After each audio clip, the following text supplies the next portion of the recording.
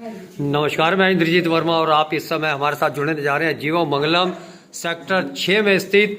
और आपको बता दें कि यहाँ इस समय गुरनी श्री संतोष कुमारी जी जो इस संस्थान की प्रेरणादायक हैं और उन्हीं की प्रेरणा से यहाँ पर जो पक्षी हैं उनके इलाज के लिए यहाँ लोग दूर दूर से जो है अपने पक्षियों को लेकर के आते हैं। और जो कहीं भी किसी भी प्रकार से कोई घायल अवस्था में नज़र आ जाता है तो उसको भी यहाँ लाया जाता है। यहाँ डॉक्टरों की टीम समय समय पर आकर के उनका उपचार करती है। और साथ ही साथ जो है जैन धर्म के जो उपदेशक यहाँ आते रहते हैं। साथ ही साथ जो है गुरनी जी के आशीर्वाद से यहाँ सभी लोग जो अपने जीवन को धन बनाते हैं। आइए आज उनका जो है 56वां दीक्षा दिवस है, यहाँ पर उन्हीं से आशीर्वाद स्वरूप कुछ शब्दों को हम यहाँ चुराने का हर संभव प्रयास करेंगे।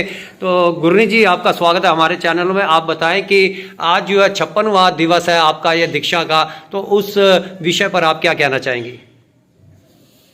आज हमें गुरु ने जो संन्यास दिया था 56 साल पहले, हमारे गुरु साध्वी श्री जगदीशमती जी महाराज, उन्होंने हमें संन्यास दिया और 2 ही लाइन बोली थी, एक सेवा एक समर्पण। उस सेवा और समर्पण के भाव को लेकर आज तक चले हुए हैं कि किसी की सेवा हो जाए।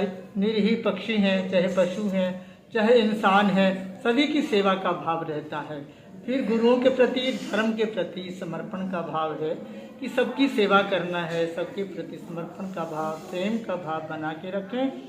प्राणी मात्र के लिए हम सेवा और समर्पण का भाव बना के रखें। ऐसी ही सद्भावनाएं हैं। गुरुओं से प्रार्थना है कि हमारी ये भावनाएं सदाकाल अच्छी बनी रहे और सब लोगों में ऐसी ही प्रेरणा बने कि हर कोई जीव रक्षा और सेवा का भाव बना करके चले। इसी शुभ संदेश के साथ साध्वी संतोष जीवो मंगलम। 56 वर्ष हो गए आपको दीक्षा दिए आपके गुरु के द्वारा, तो इसके अंदर कभी कोई ऐसा विशेष दिन हो जो आपको ताउम्र याद रहने वाला है?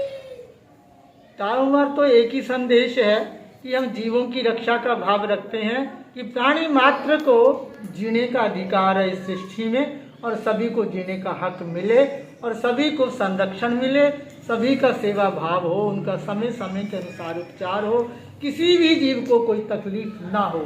ये सबसे अच्छा हमारा भाव है। आपने संदेश तो दे दिया, लेकिन एक सवाल यहाँ और उभर करके आता है कि आपको ये प्रेरणा कहाँ से मिली जीवों की इस प्रकार से जो है रक्षा करना, उनका इलाज करना, ये कहाँ से आपको प्रेरणा मिली? प्रेरणा हमारे बड़े गुरु जी महाराज जगदीशमती जी महाराज शक्तिनगर दिल्ली में विराजमान थे और वहाँ सामने एक पार्क था। बहुत लोग आते थे, दाना डालते थे। वहाँ पार्क में हजारों की तादाद में कबूतर आते थे, दाना चुगते थे। लेकिन कहीं न कहीं बिल्ली का भी दाव लगता था। वो पकड़ के सीधी हमारे भवन में आती थी, हमारे सीढ़ी के रास्ते से ऊपर जाती थी और वहीं उसका वो आहार करती थी। तो हम उसको देख देख करके रोज़ परेशान होते थे कि ये कौन सा स्थान मिला हमें, ये स्थान अच्छा नहीं रहा है कि जहाँ रोज़ ये काम देख रहे हैं कि बिल्ली पकड़ के लाती है और उनका संहार हो जाता है। हमारा मन तड़पता था कि प्रभु हमें कोई ऐसी शक्ति दें कि इन जीवों का संरक्षण कर सके, इनको जीवन दान दे सकें, इन घायलों की सेवा हो सके। ऐसा एक मन में प्रण किया फिर, और गुरु महाराज की दया से वो प्रण पूरा हुआ। जीवो मंगलम करनाल में 2000 में इसका नींव रखी गई, 2002 में इसका उद्घाटन हो गया था और तब से ये निरंतर चल रहा है। जीवों की सेवा चल रही है।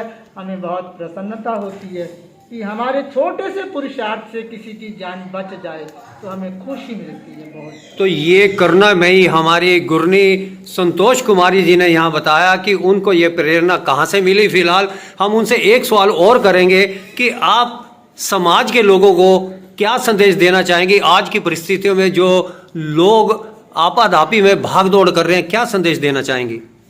आज का संदेश मैं यही देना चाहती हूँ अपने भाई और बहनों को कि हम अपनी जिंदगी में एक ऐसा सोचें कि प्रकृति की देन से हम चल रहे हैं, उस प्रकृति का संरक्षण किया जाए।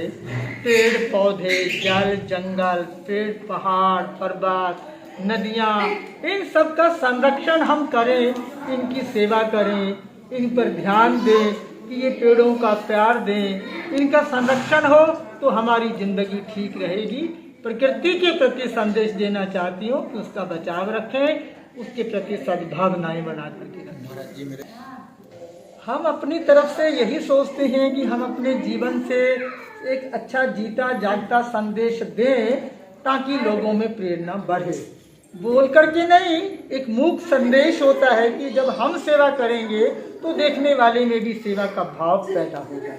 इसलिए हम मूक संदेश देते हैं कि हम प्रकृति के साथ जुड़ें, पेड़ पौधों की सेवा करें, प्रकृति की सेवा करें, उसका संरक्षण करें, सुबह शाम उसके लिए प्रार्थना करें हम कि वो प्रकृति जिंदा रहे। तो ऐसा कहा जाता है कि साधना करने से, जिसका भी हम मंत्र का उपासना करते हैं, तो करनी बरनी इतनी अच्छी हो जाती है कि दर्शन मात्र से आने वाले धन्य हो जाते हैं। तो क्या ये वास्तव में सत्य है कि वातावरण के अंदर भी इस प्रकार के कीटाणु होते हैं? बिल्कुल होते हैं जी। प्रकृति भी हमारे अच्छे भावों को समझती है, हम उसको नुकसान करते हैं तो वो खेदित होती है, दुखित होती है, और अब अगर हम उससे प्रेम करते हैं तो वो बढ़ती है, फलती है, फूलती है, उसे पता लगता है हमारे भावों का भी। तो इसलिए हमें प्रकृति से प्रेम करना चाहिए। तो कहा जाता है कि ये शक्ति जो है अणु की तरह काम करती है, जैसे अणुबम है उसके अंदर अणु होता है, तो अणु की तरह कार्य करती है ये। बिल्कुल करती है, वो भी उतना ही प्रेम बांटती है। प्रफुल्लित होती है ये। हाँ, सबसे महत्वपूर्ण हमारी मन की भावनाएं हैं।